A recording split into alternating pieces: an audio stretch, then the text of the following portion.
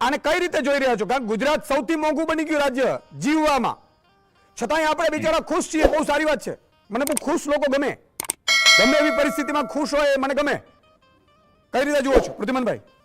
જી, ગુજરાતના ઉદ્યોગપતિઓના 16 લાખ નહીં પણ 19 લાખ કરોડ માફ કર્યા છે. ઓહ. અને અનિલ અંબાણીના 47,000 કરોડ નહીં પણ 48,500 કરોડ માફ કર્યા છે.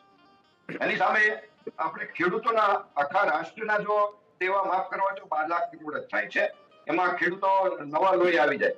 અને વાત કરીએ એલપીજીની, તો રાજસ્થાનમાં જે 450 રૂપિયા ભાવ છે, ગુજરાતમાં નથી. કેમ કે ગુજરાતના લોકો સરળતાથી એને મત આપે છે, એટલે એને લીધે કોઈ વિરોધ કરતા નથી. એટલે ગુજરાતના લોકો એ મતનું પરિણામ 1100 રૂપિયા એલપીજી ના અત્યારે ચૂકવે છે, 1050 કે 1100 સમથિંગ. એટલે આપણે જોયું આ જે કોઈ કંપનીએ રિપોર્ટ આપ્યો એમાં ઘણાની વેદના અને વાચા મળી છે. અને એ પણ ગુજરાત મોડેલ ખુલ્લું પડી ગયું છે કે આને ખરેખર વિકાસનું મોડેલ કરવું ગણવું કે ખર્ચના વિકાસનું મોડેલ. એટલે હવે આવનારા સમયમાં વિચારવા માટે પ્રજાને પણ મજબૂર કરશે. અને જોઈએ છીએ આપણે અત્યારે જે 28% લોકો ભારતીયો ચિંતા કરે છે કે આવક ને જાવકનું ખર્ચનો સંતુલન કઈ રીતે કરવું. અને લગભગ ગૃહિણીનો જે મેઇન પ્રશ્ન છે, 40% મહિલાઓનો, એ શિક્ષણ માટેનો સૌથી મોટો ચેલેન્જ છે, શિક્ષણનો ખર્ચ. અને વાત કરીએ આપણે ગુજરાત તો સૌથી વધારે અત્યારે ટેક્સ જીએસટી ને જે છે ચૂકવે છે, 10% ઇમ્પ્રુવ પણ થયો છે. પરંતુ આપણને ક્યાંય પેટ્રોલ ડીઝલમાં સ્પેશિયલ કોઈ ડિસ્કાઉન્ટ સરકાર કોઈ રાહત આપવા માંગતું નથી. આપણી સૌથી વિક્રમજનક આવક છે જીએસટીમાં, છેલ્લા વર્ષમાં પણ હતી. છતાંય પણ સરકાર કોઈ બાબતમાં મોંઘવારીમાં ક્યાંય રાહત થાય એવું કરવા માંગતા નથી. અને આ જોઈએ તો મોંઘવારીનું જે મૂળભૂત કારણ છે એમાં મેઇન તો મોંઘું શિક્ષણ છે, સ્વાસ્થ્ય છે અને શહેરી વસ્તીમાં વધારો, જેમાં ખેડૂતો પડી ભાંગ્યા છે, ગામડું પડી ભાંગ્યું છે. ખેડૂતોની આવકને બદલે ખર્ચ ડબલ થયો છે, એના લીધે એમણે શહેરી બાજુ પ્રયાણ કર્યું છે. એ જ રીતના ટોલ ટેક્સ ઊંચા છે, કોર્પોરેશનના ટેક્સ ઊંચા છે, પછી પેટ્રોલ ડીઝલ તો છે, ઉપરથી ભ્રષ્ટાચાર મોટો રોલ ભજવી રહ્યો છે. એટલે લોખંડની એવી જે અમુક બાબતો છે, મકાન ચણતરમાં જે આવે છે, એમાં સરકારની પોલિસી મોટા ઉદ્યોગપતિઓ તરફી છે. એટલે આ બધા કારણો લીધે આ મોંઘવારી વધી છે.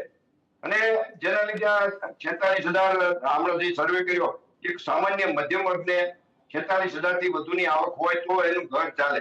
જ્યારે સિક્કાની બીજી બાજુ જોઈએ આપણે તો આપણે એવા કેટલા જે ચાલે છે શિક્ષકો કે બીજા ફિક્સ પગારમાં અનેક નોકરીયાતો, 3,80,000 લોકો રાજ્યમાં ફિક્સ પગારમાં છે, 22,500 અને 10,80,000 લોકો આઉટસોર્સિંગમાં નોકરી કરે છે, 22,500.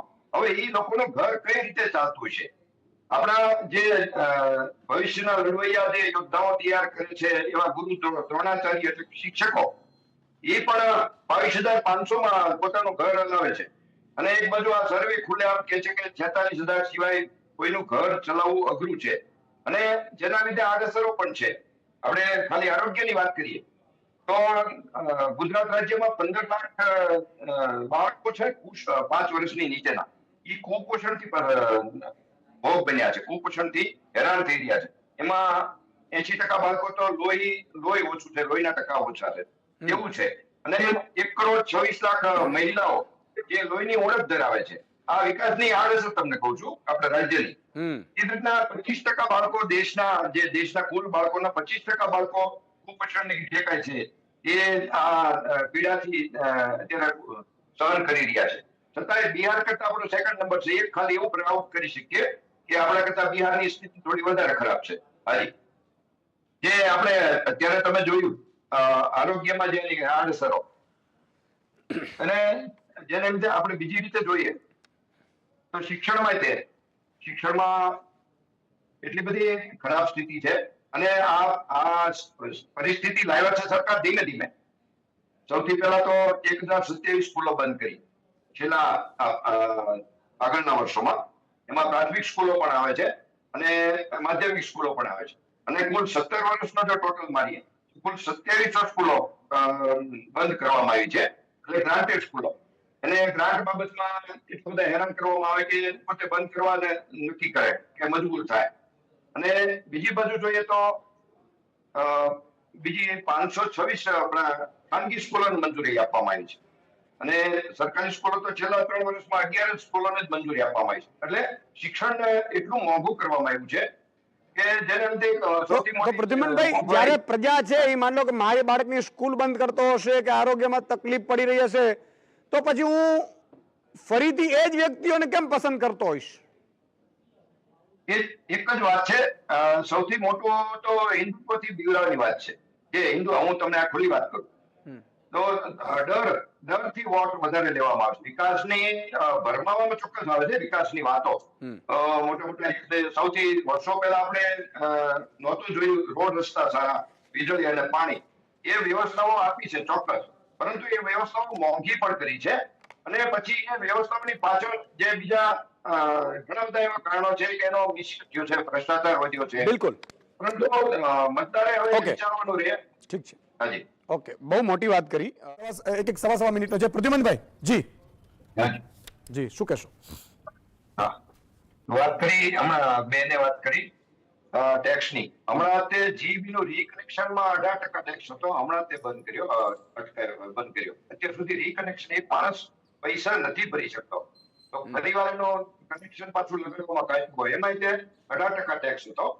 પછી ગંગાજળમાં તે ટેક્સ આપણે જોઈએ છીએ જે માણસને એન્ડમાં જરૂર પડે, જીવનના એન્ડમાં. અને એવી જ વાત કરીએ તો એવી ઘણી બધી હોસ્પિટલો છે હજી તો બનાવવાની બાકી છે. આપણે 28 વર્ષના શાસન પછી ડોક્ટરો વગરની છે, એવા બિલ્ડિંગો બાકી છે, 28 પેટા કેન્દ્રો બાકી છે, 171 મોટા આરોગ્ય કેન્દ્રો બાકી છે અને 27 મોટા સામૂહિક કેન્દ્રોનું બાંધકામ હજુ કરવાનું બાકી છે. ખાલી ચોપડે બધું છે. અને બીજી વાત કરીએ, શિક્ષણ સરકારની મેઇન જે ફરજમાં આવે છે, શિક્ષણ ને આરોગ્ય, રોડ રસ્તા, આ પ્રાથમિક સુવિધા, પાણી, એ બધું એને ફ્રીમાં દેવું છે. એના બદલે આ રીતે મોંઘું છે અને એને લીધે માણસ પોતે આટલું બધું હેરાન થાય છે. હવે વાત કરીએ તો 1995 એટલે 30 વર્ષથી સરકારે એક પણ મેડિકલ કોલેજ નવી બનાવી નથી.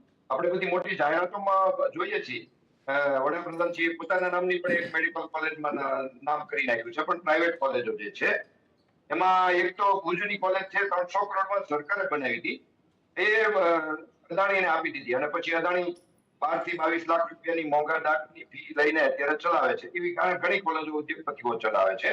એટલે શિક્ષણ એનું મોંઘું થવાનું જ. એટલે સરકારની જે ફરજ છે, પ્રાથમિક જે જરૂરિયાત, એ જો પૂરી ના કરતા હોય તો આ વિકાસની આડઅસર આજની તો કાલ થશે જ. હવે અત્યારે આપણે નજરે દેખાય છે. હાજી જી સ્વાતિબેન.